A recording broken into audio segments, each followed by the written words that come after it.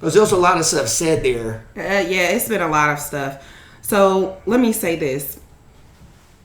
I am going to be real open and transparent. Very open, very transparent. Hope our town attorney isn't watching this. Might get in trouble. I don't know. We'll see. What's up, everyone? You watch your own Nick Java podcast here on YouTube. Guys, hope you guys have a blessed and wonderful Sunday. Guys, we've got a special guest today. We've got Commissioner Jesica Harrison has come on to the show, and we talk about all the questions you guys asked me to ask her. And I want to give a big shout out to George Roa for helping me film this, as well as Z-Town Media, a collaboration we are working on here for this particular series. Guys, election season is coming up, and guys, we've also got mayoral candidate Larry Loud's coming on Wednesday. Get to know your upcoming mayor and commissioner candidates, and without further ado, let's get into it. A big shout out to Commissioner Jesica Harrison for coming on today. Let's get it. What's up, everyone? You watch your own Nick Java podcast here on YouTube and Facebook. Guys, got a very special guest today. We've got Commissioner Jesica Harrison. How you doing? Hello, I am well. And we could also go with Mayor Pro Tem Jesica Harrison, but you know, okay, tomato. I like that. Hey, Nick. I like that. You got many hats there, you know. Yes, for sure. So tell us a little bit about yourself. Oh my goodness. What do you want to know? Like, which Jesica? What are we going to? Which one do you want to share with us right now? All of her. All right. So I am. Well, first and foremost, I am a wife and I'm a mom. Those are my two biggest, most important roles that I ever do. Right. So I'm asking, like, which one you want, wife, mom, but I'm also a servant, Mayor Pro Tem. I've served on the board of commissioners since 2021 when I was appointed. And I've been in Zebulon my whole life, or within this community my entire life. Okay. And I love Zebulon. I've been here. I had my first job in Zebulon, at the dairy bar. You may not know what the dairy bar is, but, so I'm just me, you know. I am a servant. I'm a wife. I'm a mom. I am all the things that I can be, all the things that I'm called to be. I try to be. And absolutely. That's just me. That's awesome. That's awesome. Yeah. Do you remember, what was it called? This was back in the maybe late 90s. Scoops. You remember Scoops? Scoops. Had like the pool table in there? No. Yeah, it wasn't there long. So like, no, I don't. My mom was a little different, so I didn't work homeschool. Okay, all right. We didn't do a whole lot of extra. It was a blip on the radar there. I might be remembering the name of it wrong too. So, but what groups, charities, community organizations do you belong to? Oh, okay. So, well, first and foremost, I am a Zeta. That is my sorority. Nice. Of the Divine Nine. I am a member since 2006 of Zeta Phi Beta sorority. That is my highest and most honorable organization. I am also on the board for East Wake Education Foundation. It's a local foundation here in the Eastern Wake community that serves preschool students. My husband and I are co-pastors at our church. I was the youth director for a number of years. And recently, our pastors have moved us to oversee our care ministry, which is the ministry that serves like our sick and shut in, people that are going through tough situations, and we do a lot of in-reach and outreach. And the last thing that I'll say, because I could keep going, but I will not. I also work for an incredible organization. It's a nonprofit called Corral Riding Academy. Okay. I serve as director of operations. And Corral is an incredibly amazing organization that works with at-risk adolescent girls using equine therapy. And we actually have a farm in Eastern Wake County right off of Neuse River. Okay. So those are just a few of the things that I'll stop there. Those are just a few of the things. You're fine. I mean, this is about you. Yeah. You know, and your point of view on things. How long have you been a commissioner for people that might not know? So I was appointed in 2021 to the board, and I ran for office in 2023. Okay. So I was appointed in 2021. There was when Mayor York, who was a commissioner when he was elected as mayor. His seat was up for appointment, and I was appointed to his seat. Okay. And then I ran in 2023. I won with the highest number of votes in Zebulon, and I want to say I think it's the highest number in the history of Zebulon. Oh, wow. And very, very proud and honored to serve my community. I love Zebulon. That's awesome. Yeah. That's awesome. What, in your view, has been your greatest accomplishment so far as commissioner? Full transparency, when I first came on board, there was so many people that would come up to me because I was appointed. I was kind of thrown in. I didn't really know a lot about it. There were a lot of people, and I've told this story several times, that would come up to me and say, you're gonna be okay. It's all right. You're gonna get it. It's okay. Don't feel. I know you feel like you're drinking from a fire hose, and it became almost a saying that everyone I encountered said to me, I know you feel like you're drinking out of a water hose. It's okay to. Right. And I started to feel overwhelmed with just everything about like being a commissioner and being on the board, because I was, the projections, I was allowing them to be my story. Right. And then I'll never forget one day, I can't remember who it was, and I want to say it might have been Chief Perry. I'm sorry, Chris, if you see this. I think it was you. It said, you feel like you're drinking out of a fire hose. And I stopped, and in that moment I said, but I'll never be dehydrated. Right. And so what has been my greatest accomplishment is gaining a better understanding of our community, of the needs of our community, and where I have impact, and how the impact that I have is going to be what shapes our future and the future of our town. Right. So learning the importance of my role, learning the importance of why I was elected and why I'm here, has been my greatest accomplishment. That's awesome. Absolutely. That's Absolutely. Awesome. In your view, what's the 3 most pressing issues in town right now? Ooh, 3? Okay, cool. So the 3 most pressing issues I would say right now is a lack of community trust. Real, let's be honest and real, and I'm gonna do that. I would say, of course, our infrastructure, because we're working on it. We're gonna get there, and I would say, because it's just dear to my heart, really. So for me, and we are increasing resources, but the resources we need to pick up on our teen services, I think that's something that is lacking, and every day it's something that becomes more and more urgent. Sure. Yeah. You're serving right now as Mayor Pro Tem? Yes. Right. So walk us through what that role is like on just a day-to-day basis. I mean, is it any different? Is it any different than what you're doing now? Then what's up with the title? I don't. What? When you ask me, Nick. So, being a commissioner is, it's an elected official. It's a role. Mayor Pro Tem is an appointment that the board gives you. So, I ran for commissioner. Awesome. I was voted in as commissioner, and Mayor Pro Tem is kind of like vice mayor. I would act as mayor in the absence of the mayor. So if Mayor York was unable to go to an event, when he can't do something or he's unable to be there, he'll call me and he'll say, I'm always his next call. Well, most of the time I'm his next call, and he'll say, I can't be here, I can't do something, can you? And so we talk quite often.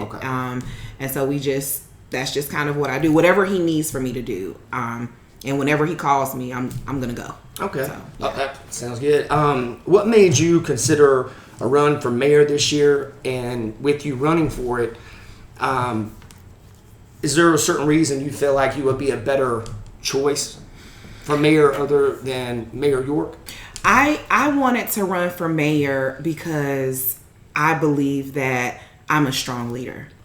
I believe that the way that our town is growing, the people that are coming into our community, I believe it's time for us to have a leader that's strong in my voice, strong in my presence, strong in my ability to connect with other people. And so I feel like now is the time for us, as you see around, we're just changing every day. It's something new. You see more people, and I believe that it's time to also make a change in our leadership. Now, when I decided to run for mayor, because I had been thinking about it, praying about it. I know separate church and state, but I can't talk about my role without talking about Christ. I hope you don't mind. No, you're fine. But when I decided to run, it came off of months of prayer and fasting, months. Because of my relationship with our current mayor. I love Glenn York. Right. He has been a mentor for me. He has shown up for me when, no one else did. Like he's attended things outside of Zebulon. He has really been like the most supportive person that I'm not related to that I've met in a long time. Okay. But I've known him so long. And so when I had confirmation, I went to Glenn's house, very unexpected and unannounced. And I knocked on his door and I said, "Can we sit on the porch? I want to talk to you about something." Oh no. And he was like, "Who's dead?" And I was like, "No one. Like, I just want to talk to you." Yeah. And so he came out and I told him, I said, "I love you. And I think that you're a great leader. You've trained me. Sure. You have trusted me with things." I said, "But I want to run for mayor." And it wasn't a question. I wasn't asking his permission. Okay. But I was going to him because I respect and honor him. And I was letting him know at this point where I am in my walk, in my leadership, in the strength where I am in the community, I'm ready to lead in a different capacity. You've inspired me to want to lead in this capacity. Okay. And he looked at me and he said, "Okay." He said, "I love you." He said, "This is not, going to be like break us or people going to try to put it." He said, "If this is something you want to do," he said, "I'm honored that I've inspired you enough to want to do this." Because there was once a time that no one that looked like us wanted to do this or could do this. Okay. And he said, "So if I've inspired you to want to do it, then I support you and I'm here for you." Right. And that was that. Gotcha. Yeah. I got you. Yeah. There's been a lot of buzz around the Zebulon South Development lawsuit. What's your take on that and how the town handled that whole situation? Well, when we made the first decision on Zebulon South, it was made in a way that, we felt like we were doing what was in the best interest of the community. We've learned since then that while we'll always do what's in the best interest of the community, we still have to ensure that we're paying attention to rules, regulations, guidelines, and all of the things that come through that. Zebulon South was a lot of lessons learned for me. And it's something that the lessons that I've learned through the entire thing is something that I'll take with me as I look into future developments and all the things. I'm glad that it ended the way it did. And I am excited about, what we were able to bring to the community. We got $250,000 for a sidewalk. And I know, people don't think that that's a big deal, but when you have a community that is the number one users for micro transit, because transportation is such an issue, sidewalks matter. Yeah, absolutely. Having walkability within our community. When I was growing up in Zebulon, I walked everywhere. My mom didn't have a car. Right. So we had to walk from North Street to school, from North Street to the clinic. Mm-hmm. And so anytime we can provide what some may think is small, but for those people that don't have transportation, it's a big deal. Right. So I am so grateful for those people that are under threshold of affordable housing. The fact that we were able to increase our affordable housing units with this deal, I'm excited about that, because we all understand that affordable and attainable are some scarcities right now. So if we can help our community and get more people into our community that may not meet this, medium family income to buy one of these bigger houses that are coming into our community, to be able to increase that in this development, yeah, I'm happy about it. And then to come out with not having to pay any legal fees because we have insurance through the league. It may not have been something that was this grand thing. No one wanted to do it. We hate that we had to do it, but when we did, we came out a little bit better, and I'm grateful for that. Some people have said that there's been tension on the commission lately. If you become mayor, how would you like to see everyone work together differently? So, or do you think or is that just hearsay? I think that we are, let me tell you something. All right. We are a very passionate group, okay? And when I say passionate, we are a group that we believe in what we believe in. Right. And it's hard to tell any one of us that we are wrong right. when we believe in something. Right. And so, it's not that we're just like such a divided group. We just have stuff that we believe in and we feel very strongly about it. Right. Could we work together better? Absolutely, we could, without question. The adversity that we have faced over the last several months has brought us together more than anything that we've ever gone through as a board. So if I were to become the next mayor, and I hope that I am, and I'm going to speak and believe that I will become the next mayor, I plan to do more like 2-on-1s with the mayor. I plan to have more opportunities where we can sit down without quorum and just have conversations so we can feel each other out, see how we're feeling about stuff, see, just so that we can have more of open communication within the boundaries of the rules and regulations, of course. I just want to make sure that we have an opportunity to hear each other out, because I think a lot of times we are so adamant about certain things because we just don't understand each other's perspective. Sure. Like, I just don't understand why this is so important to you that you're so upset about it. Yeah. But help me understand. And I can say, like, I've had that conversation with several of the members of the board even now, where like, help me understand why this is so important to you. Right. And when they broke it down, like this, and I'm like, okay, I don't agree with you, but at least I understand, right. Because, I'm very headstrong. So even though I may not, I don't typically change up my final thought, but at least I can have an understanding. Because when you can have an understanding of like other people's views, it doesn't change you, but it gives you the ability to be able to work with them differently if you can understand where they're coming from. Right. Yeah. Understand. George Rule, who's running for commissioner in this upcoming election, wants to pass a policy stating that town must post meetings and vote info on Facebook ahead of time so more people can be involved. Do you feel like you guys are already handling that pretty well, or do you feel like that's a place you maybe could use a little improvement?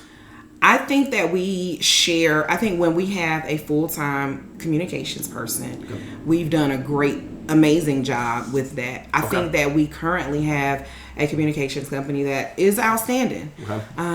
We might not always make it. There may be a miss or a one-off here and there. But I think for the most part, we do a great job. I want to ensure that, here's my thing. I want to ensure that whatever we do as far as communication, it is not just tunneled to one source. So I understand Facebook is popular, but there are a slew of people that don't have Facebook and don't use Facebook. Absolutely. And so if we're going to expand our communication and the efforts to make sure that we reach more people, I would want to see a more comprehensive plan on what that looks like with Facebook and outside of Facebook. So, yeah. I understand. We're going to switch gears here a little bit. There's been some questions about one of your opponents, Gilbert Todd, and we had him on the podcast. I don't know if you had a chance to see it, but he told his side of the story about being hired and later resigning as town manager. What was your perspective on all that happened? Because I know a lot of people want to know your side of it as well. So, because there's a lot of stuff said there. Yeah, it's been a lot of stuff. So let me say this. I am going to be real open and transparent. Very open, very transparent. Hope our town attorney isn't watching this. Might get in trouble. I don't know. We'll see. Gilbert Todd, his family, I love. I haven't been a part of the Todd family my whole life. Okay. So what I'm not going to do is bring him down, talk down about his family. I'm not going to make a mockery of his family's name. I just won't do that. Because even though they are feeling their feelings, I still love and respect them. Sure. And I have to be like, I just have to be me in this moment right now because it's personal. Right. It's been personal and it's been made personal publicly. Right. And anytime something that is this personal becomes public, it gets real messy and it gets real nasty. And I don't want to play that game. I'm not playing that game. When I advocated, so I was talking to a very well-known business owner in our community, and this person looked at me and they said, they're very in tune to what's going on within the community, and they said, Jesica, people just want somebody to take accountability. That's what the citizens are. We need someone to take accountability. And I said, you know what? That's fair. So, accountability and responsibility. I'll take that. Okay. I advocated for Gilbert. Gilbert is my brother. Gilbert was someone I respect, I admire, someone who I always held in high esteem. And so when I advocated and I voted right to hire Gilbert, I did so with knowing who he is naturally. And he stated that as well. He's a natural person that is that I felt like in that time would be a natural leader. What I will also take ownership for is that while I still believe he is a natural leader, there's still a certain level with a municipality like ours, with the growth that we are seeing, there's still a level of expertise that you have to have. Mm-hmm. And I will take full responsibility for not respecting the position the way I should have. Okay. And being hasty and not listening to wise counsel. Okay. And that is all I have to say about that. I understand. Okay, so to switch gears here a little bit, we recently had a meeting where there was a tie between the commissioner that will be filling that position until election, correct? Mm-hmm. There was a split, and I guess a lot of the stuff that I was hearing had to do with, the qualifications when it came to. I don't want to go after a particular citizen here, sure, but there was an application process that is public information. Yeah, and it seemed a little questionable to a lot of people that one of the candidates got 2 votes. I did understand one of them, but it seemed like she was very qualified for that position. The other one, myself and loads of other people were like, what's your thoughts on Milton's 2 votes he got from, I believe, Commissioner Quinn and Commissioner Amber? What's your thoughts on that? My thoughts on that is I voted for Lucretta. Okay. I voted for Lucretta twice because I believe that she was the best person to fill the vacancy. Okay. I went through every single application. Let me tell you, I called the mayor and I was like, I need to use your office. And I was literally in that office with papers all over the floors and the tables with sticky notes. I was looking on Facebook, looking at people's, doing my little private investigative work. Right. And when I went through everyone that had applied, Lucretta stood out to me. Okay. I'd known her work because she had been the chair, one of the chairs for the Juneteenth event. Okay. I met her. I called her. I spoke to her on the phone because after I went through everyone, I was like, well, I know a few people, but let me call her. I spoke to her a little bit, and she was, to me, what we needed for our board in this interim period. Okay. And I voted for her because I believe that she was the person for this role. When she stood up at that podium and she spoke with strength, with poise, with affection, with knowledge, with all of these things, when she stood up at that podium, I knew that I had made the right decision even before we casted those votes. And so Lucretta was my vote. Lucretta will continue to be my vote. Okay. And, you know, I'm sure that Commissioner Miles and Commissioner Davis have their reason for voting for Milton. I don't share those same reasons. Okay. Which is why I voted for Lucretta. Okay. Well, could you share with us why you believe Mr. Miles and Ms. Amber would think that would be a good position for someone that maybe you feel is not as qualified as Lucretta? Yeah. I cannot share that because I don't know. I have not talked to them about it.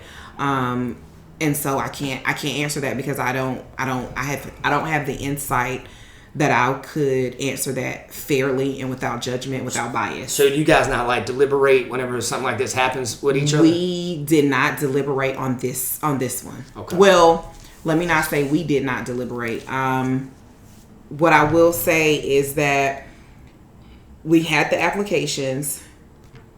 I let everyone know what I was feeling and who I felt would be the right person. Okay. One of the commissioners here is facing a 61-page challenge to his residency. If you were mayor, how would you make sure our leaders are actually... and this is all still going through the process here. Sure. So we need to give him his process here. But how would you make sure our leaders actually live here in Zebulon as opposed to... And should this even be an issue? I mean, you know, when you come up to say you want to be an elected official, you put your hand on the Bible and you swear and you take an oath, right? Right. And in taking that oath, you have sworn to uphold the laws of the land, Right. to protect the laws of this municipality, the policies, procedures of this state, of this country. And as far as I am concerned, if someone says that they write down on paper their address, they sign, and they attest to this is who I am and where I live, I am not of the persuasion that I'm going to challenge them. Okay. If it's not true, then that's something that they've attested to. That's something that they've said. Right. So I think as mayor, you know, my job and my role is not to go and sit at someone's address that they put on their application to see if they live there, right. but to trust that the oath that they took and the document that they signed when they attested to it is true. Okay. You know, yeah. So your name's not the only one that's going to ballot this upcoming election. What makes you a better mayoral candidate than everyone else on that list? So I will say, you know, I've served on the board for a number of years. There are 5 people on the ballot. I feel strongly that my experience, my life, my love, my commitment. Let's talk about my commitment to this community, okay? Before we really go anywhere else, I really want to hit on commitment. You know, there were times where I could have quit, walked away, given no notice, and just quit effective immediately from this role as an elected official. I hate to play on these words, but I'm going to do it anyway. We were all but hung at the town square and stoned at some point because of opinions or a difference of opinions. Okay. And it would have been easy for me to walk away because it got hot, because it got really hot. It got really aggressive. It became very personal. You know, you had public betrayal. People that you love, that you have gone out of your way for since being an elected official, that publicly betrays you. There have been people that I've advocated for, right, that I've been more than fair in my advocating for, that have kicked me, spit on me, scandalized my name all throughout this town. But I have stayed committed to this town because I love Zebulon. Zebulon made me, Nick. Like I can't talk about Jesica without talking about the impact that this community has had in my life. My family and I are from across the tracks, okay? Yep. We lived in Section 8. We ate government cheese. We rode the school bus and had free lunch every day. We got fed off of food stamps. And because Mr. Clark at Piggly Wiggly would cash my mom's child support checks, okay? Yep. We are ingrained into this community. My grandfather worked at Whitley Galleries my mother's whole life. That's how he fed his family. My family is from here. My commitment to Zebulon is not something that I'm going to easily just quit and throw in the towel and be like, I'm mad or I'm angry. Or I'm not being treated fairly, so I'm leaving. Right. They're being mean to me, so I'm leaving. No, I'm committed to this community. Right. And so I'm running. So, you know, my platform, my divine platform is that I'm the real candidate. And, you know, I'm the realest of them all. And it really came to me just out of, well, I'm not going to say out of the air because I know better than that. But being the real candidate, it wasn't just a play on real, but no, I'm the real candidate because I really, really, really believe in this community and I'm committed to this community.